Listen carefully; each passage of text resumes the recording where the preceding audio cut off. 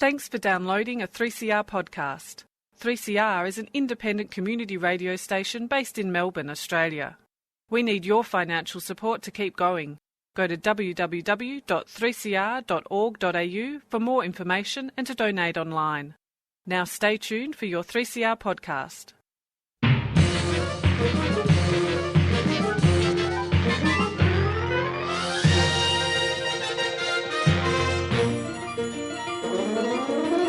Hello and welcome to another episode of Lost in Science across Australia on the Community Radio Network. This is half an hour where we talk all about science. Who are we? Well, I am Stu, and with me on the show this week I have, as usual, Claire. Oh, hello, Stu. And what have you brought in for us this week, Claire? Well, I have a special guest with us this week. I'm speaking to Valerie Caron, who comes from Canberra. She's a CSIRO scientist specialising in dung beetles. That's right, dung beetles. And why are we talking about dung beetles? Well, Stu, as you know, they are an essential part of the ecosystem. You've got to have dung beetles. But don't you? Do you have to have different dung beetles for different animals? Is that how it works?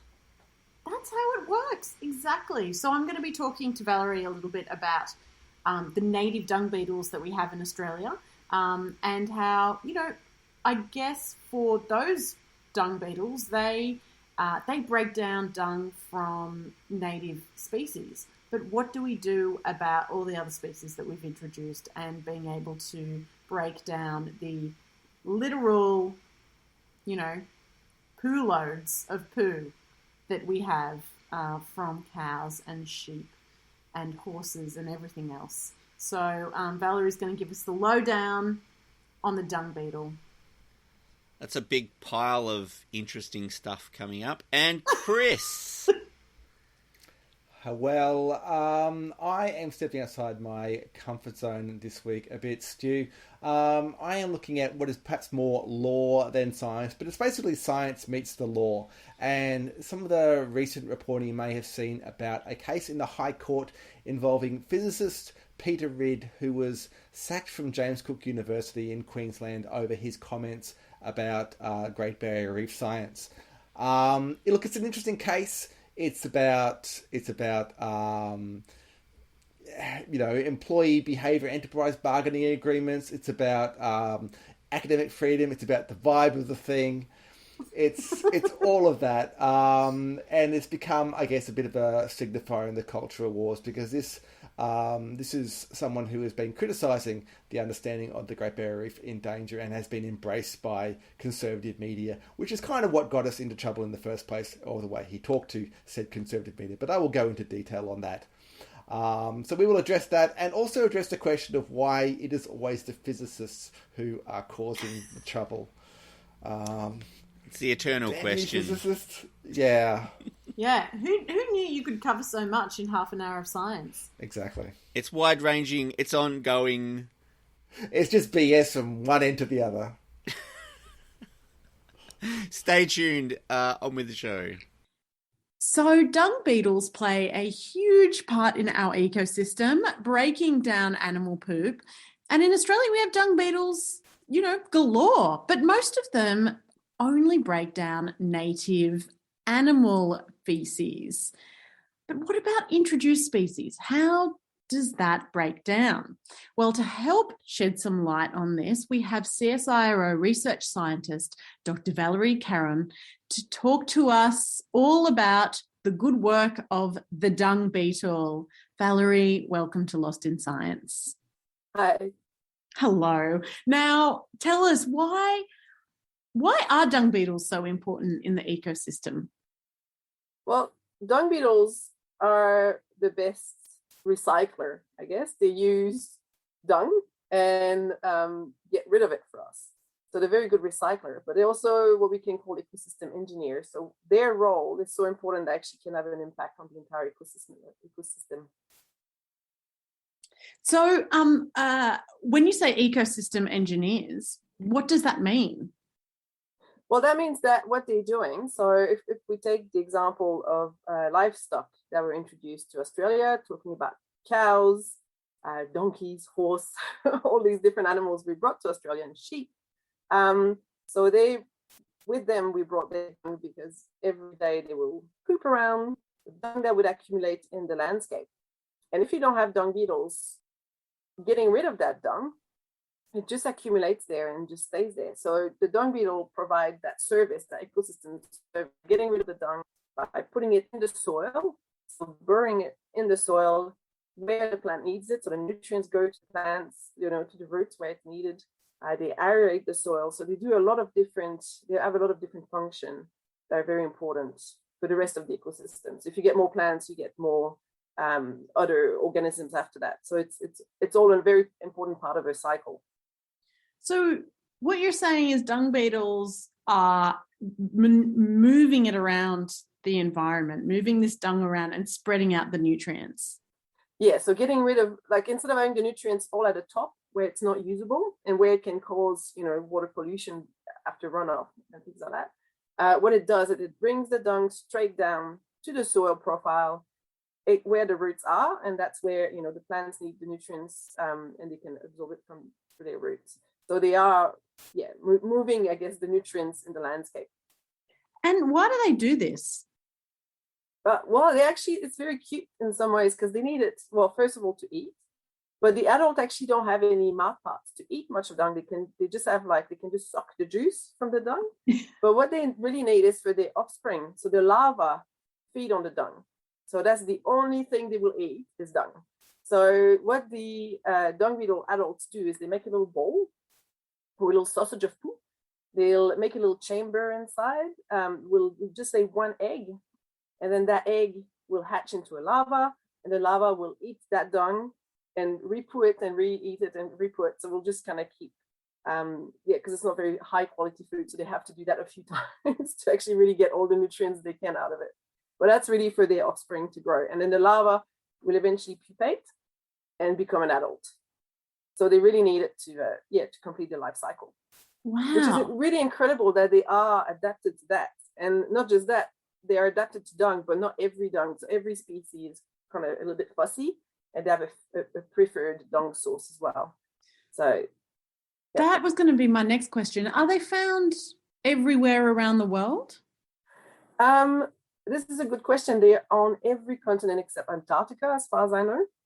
So there are 5,000 species in the world, so that's quite a lot. We have 500 in Australia, so we have a huge diversity of dung beetles in Australia. They found pretty much everywhere, but because they're very specialized on the dung where they evolved. So for instance, the 500 species we have in Australia really seem to prefer marsupial dung because they have co-evolved with marsupial. And it's the reason why we introduced dung beetles that like cow dung and sheep dung, all the sloppy stuff, because the native species didn't like it and couldn't deal with all the dung produced by the livestock. Yeah, so tell us a bit more about that research. And this is a project that you work on at the CSIRO, isn't it? Yeah, and it's it's quite an interesting one, and I love working on it. It's one of the reasons why I like to work on this project. It's such a long history of it. The livestock was here for a long time, for about 200 years before someone actually understood that there was something missing. So all that dung accumulating on the surface was not quite right. So that's someone called George Bonamitsa that kind of made that link. So he was from Hungary, and he was a CSIRO scientist. And then so from that thought, I guess, they started studying dung beetles in Africa and in Europe, and trying to figure out if we bring some dung beetles in Australia, what happens. And so dung beetles have been introduced since the 1960s. So they've been, introduced for a long time. So we are at the moment, as part of this project, as the new iteration of a very long program that CSIRO has had. So there's 45 species already that have been introduced in Australia, but only 23 established. And so they've done a fabulous job. They have helped with, getting rid of that dung that was at the surface. They've done a very good job of that. But there's still many gaps that are left. and where the dung accumulates and nothing can, not much is happening. So these are the gaps we're really focusing. So there are seasonal gaps and there are geographical gaps as well. So this part of our project is really to focus on the spring gap, so early spring, late winter, early spring in southern Australia, so all the way from WA to Tasmania to New South Wales, and really focusing on trying to find beetles that in early spring can get rid of that dung. Because what happened is that all these bush flies, I haven't mentioned yet, but the bush flies breed in dung, and those native flies, the ones that are very annoying, they come to your eyes and your ears, and they're very, they can be actually really a real pest. So they breed in the dung. So, and it is a time of the year when they get blown from northern Australia. And then if they come south when there's a lot of dung, they can just breed and go crazy. So we're really trying to get rid of that, at that time. And so our project is to try to find the best beetles to do this, to introduce them in the country, which is a very long process. It's something that is quite drawn, and we want it to be difficult because we don't want to bring anything nasty with them. And so there's that. And then also we want to see, because it's a big national project, CSIRO is only one part of it. The rest of the project is also to figure out what are the benefits of dung beetles. So what are exactly the benefits of dung beetles, and try to bring it back to the farm. So come the farmers to learn how to manage their dung beetle as a mini livestock, I guess, as part of their major management. So there's a lot of different parts to the national program. CSIRO is really leading the importation side of things. Okay, so when you say there's a gap in dung beetles operating in springtime, does that mean the species of dung beetles that have been introduced to Australia, they're dormant during springtime? Yeah, so it's very interesting because dung beetles, every species is different. They all have their little quirks, they all have their little behavior, but they also have their own activity time. So some species will be active in winter, some species will be active in spring or in summer. And when they're not breeding, they might be around, but when they're not breeding, they're not really using a lot of the dung. So we really, ideally, if it was possible to have, a dung beetle for every season and every area, that would be ideal. That might not be possible, but we are kind of working towards that, at least with a spring gap, which is a major gap. Right. And I'm sort of imagining how you go about scouring the world for the best, most productive dung beetles to fill the gaps that we have in our calendar. Is there some sort of market? Is there some sort of conference? They all come together and show their wares. What does that look like? What does it look like? Well, first of all, you have to figure out where's the best part of the world to go and where to focus. So one thing with dung beetles is that we have changed a lot of the farming management techniques, everywhere in the world. It has changed a lot. So, for example, in Europe, there used to be a lot of dung beetles, but their population, some species are now endangered. So their population have reduced a lot because of the change of farming practices. So, drenching, for example, which we do a lot of in Australia, can have a huge impact on dung beetle population. So Europe can be... Drenching being something you do to sheep to get rid of cows, to control the parasite load. Intestinal parasite, and that actually can, depending on the product that is used, can actually have an impact for dung beetle population, like quite dramatically for several weeks. So that's the kind of thing that has changed. But also a lot of places, livestock stay more indoors than they used to. So it has changed a lot. So dung beetles evolved with livestock because of the farming practices that were then, but then it has changed. So first of all, you have to make sure you go somewhere where the climate match. So in this case, when we think about southern Australia, it's kind of Mediterranean climate, or it can be kind of subtropical if you go a little bit further north. But it's kind of there's quite a lot of areas in the world, I guess, that can match. But then you also have to think about, is it a place where we can go collect beetles? Do we have ties with people over there? Is it a place where there are lots of dung beetles? So we actually focus on Morocco, because Morocco is actually spot on when you think about climate. And also they have a lot of diverse climate because they have mountains and all that. So you can actually play even within a country to get different type of dung beetles. And also their farming practices is still based a lot on herding. So you have, shepherds that move around with their livestock. So, and there's not as much drenching. So the population of dung beetles are incredible over there. So that's one of the reasons why we work with with our collaborators in Morocco. So we have collaborators in Morocco. We have a laboratory in France, which is CSIRO as well, and then in Australia. So we've got effectively 3 teams that are working together, which is not the best during a pandemic, by the way, managing an international project like that. But so I'm really working with Morocco. Yeah, wonderful. That's so interesting to hear that Morocco and Australia have very similar sort of climate and sort of patterns there. And that was part 1 of Claire's interview with Valerie Caron of the CSIRO. Come back next week to find out more about their search for dung beetles, including what they're doing to prevent any biosecurity problems. All right, so regular listeners of the show will know that I often pick on physicists stepping outside their domain, to say the least. Because they do it a lot. You do love that. You do love that. Do you pick on them or do you highlight them for the eclectic individuals that they are? I think I pick on them, but as you may know, I am a physicist myself, so I'm allowed to. I kind of get that free pass. Yeah. But it does puzzle me sometimes of why physicists think they know more than anybody else. I mean, you guys are probably sitting there thinking, yeah, look, we're familiar with this. Yeah, you don't have to physicist-splain physicists thinking they know everything to us. Yeah.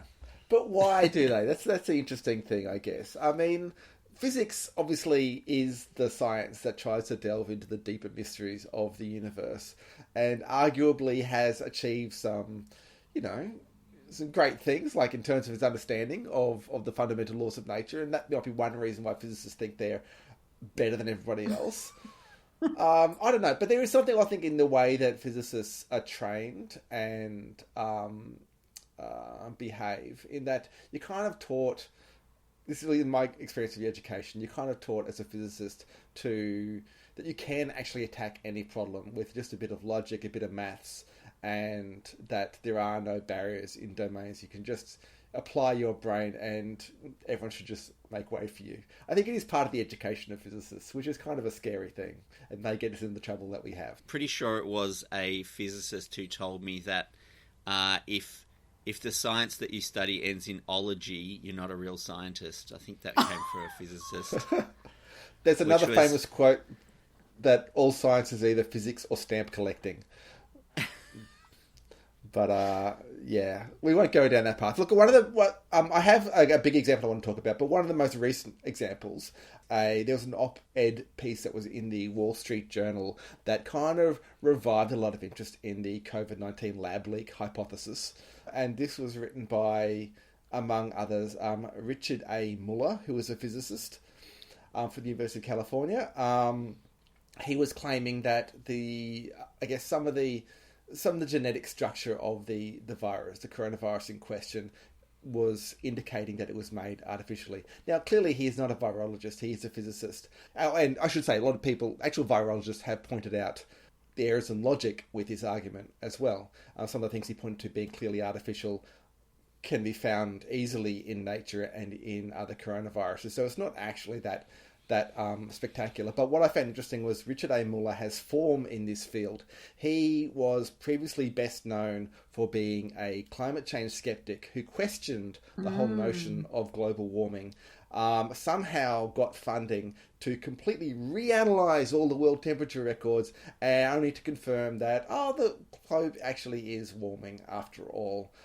Thereby, I suppose, he settled a few arguments, but he also wasted a lot of people's time, I think, by just arguing enough to be able to confirm what we already knew all along.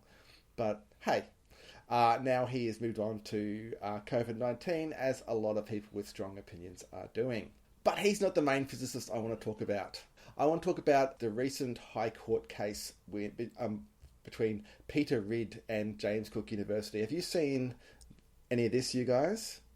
Yeah, just a little bit. I haven't been following the story too much, but he's a climate scientist and sort of goes against what most climate scientists have shown about the warming of the atmosphere. What you have just expressed, I guess, is how this is viewed popularly. It's not what the actual court case is about, or indeed, I guess, the meat of the legal matter, which is an interesting thing, that it has come to represent a lot more than what the actual court case is. What it actually is he is a physicist who worked for James Cook University.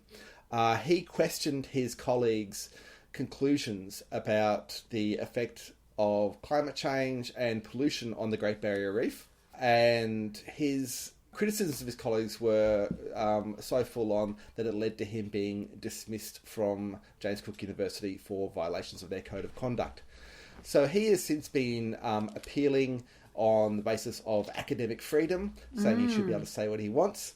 It has gone backwards and forwards. Initially, his appeal was successful. Then that was overturned. Now it has been heard in the High Court of Australia, the highest court in Australia, and in a few months they are expected to deliver their judgment. So it was really that question about, does rules about how you can behave as an employee, how does that relate to your academic freedom? But it is being seen as, I guess, a battle in the culture wars with, as you rightly said, Claire, the climate change skeptics lining up behind Peter Ridd, and people on the other side essentially wanting him to be shut down because he is questioning understood science. But, really it is a more narrow case than that. I think there are legitimate questions here about how academic freedom interacts with things like employee code of conduct. But there's no simple answer. I'm not a lawyer and I don't pretend to understand. Even though I'm a physicist, I don't pretend to know everything about the law. He didn't just publish papers questioning his colleagues' conclusions. He went on Sky News, of all kind of media outlets, and said things like how the reef science could not be trusted, that his colleagues were putting emotion instead of objectivity, and basically it wasn't just a dispassionate academic view that he was putting forward. It was speaking to journalists and saying disparaging things about his colleagues, and that is the reason that he was sacked from James Cook. But I don't know. On the other hand, on one hand, I think you want someone like him to be slapped down. But on the other hand, it does this affect what people are able to do, and in an academic context? I don't know if do you have any view on that kind of so questions. The question is, should he have lost his job over questioning science and academic research? Yeah, that's right. Is it the manner he did it, or the fact that he was questioning, which becomes more important? Because we don't want people to be able to have to stop questioning. But on the other hand, if you are being unreasonable in your questioning, and then, as I said, this has led to a whole kind of culture war battles. He has the support of the industry and agriculture bodies in Queensland, who are basically following his call for essentially an independent body to re-examine all science that they don't like. And it has, could potentially have far-reaching effects in that sense. Yeah, it's just become a bit of a circus. I think as evidenced by the lawyers involved in the case. Peter Ridd is represented by one Stuart Wood QC, who most notably, I think, represented Israel Folau after his unfair dismissal case from Rugby Australia. The university is being represented by Brett Walker, who was George Pell's lawyer. So it's kind of notable figures on both sides. Makes it hard to know who to cheer for in this context. Yeah, so look, it is an interesting one in the culture wars. I do think that, as I said, there are some questions about academic freedom involved in this, and it'll be interesting to see how it plays out. But it is a shame that it is now being seen, I guess, as, on the one hand, vindication by the conservative side of politics of their climate change skeptic views. And yeah, I guess that is not something that we want to see coming out of this, whatever the way it pans out. Yes, Stu? Now, one of the things that I would like to say at this point is that if you do have a disagreement with the science questions that are being raised by other people, the science conclusions that people have come to, the way to solve that is by doing better science and showing where they've gone wrong, with the science showing how they've got the wrong conclusions out of what they've discovered, not by going on Sky News and, you know, insulting their work or trying to draw their work into disrepute. And on the other side of the issue is the workplace stuff, which is, again, if you have problems with colleagues that you work with, you don't take those public.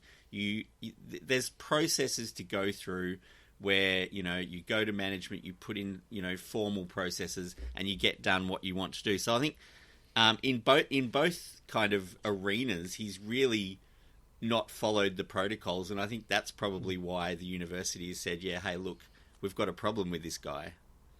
Look, he did publish an opinion piece criticising the understanding of the state of the Great Barrier Reef. That was in the journal Marine Pollution Bulletin, and there has been a few back and forth kind of comments between him and the people that he commented on. I am not in a position to really analyse the arguments, the scientific arguments on both sides. You know, I don't want to go down that line because it is kind of a marine pollution question. So he certainly did that, but I do think, yeah, the comments to journalists and to Sky News seem to be, a bit beyond what you would expect. But I guess there is a certain understanding from some people that people working in universities should have more freedom to say whatever they want than anybody else. I will say too that even though he's a physicist, a lot of people have landed, sort of focused on the fact that his PhD thesis was on the topic of what's called the input impedance of horizontal linear antennas above a layered ground plane. So it sounds like it has nothing to do with reef science. And so saying, who is this guy and what does he think he's doing, criticising marine science?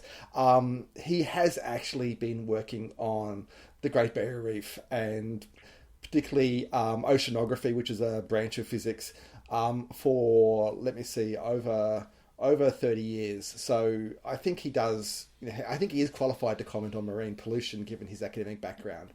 So I guess, we shouldn't go too far in saying just because this guy's a physicist doesn't mean he's not allowed to talk here.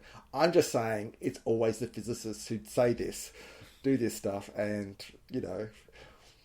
just once I'd like a different discipline of science to be causing all this trouble. That's all we've got time for on this episode of Lost in Science. Thanks for tuning in and joining us. Lost in Science is recorded at the studios of 3CR in Melbourne and broadcast across Australia on the Community Radio Network. If you want to talk to us, talk back to us, you can get in touch. We have a Gmail account, lostinsci@gmail. You can also find us on Twitter and on the Facebook. And if that's not enough Lost in Science for you, you can always tune in again next week, where the team will once again get lost in science!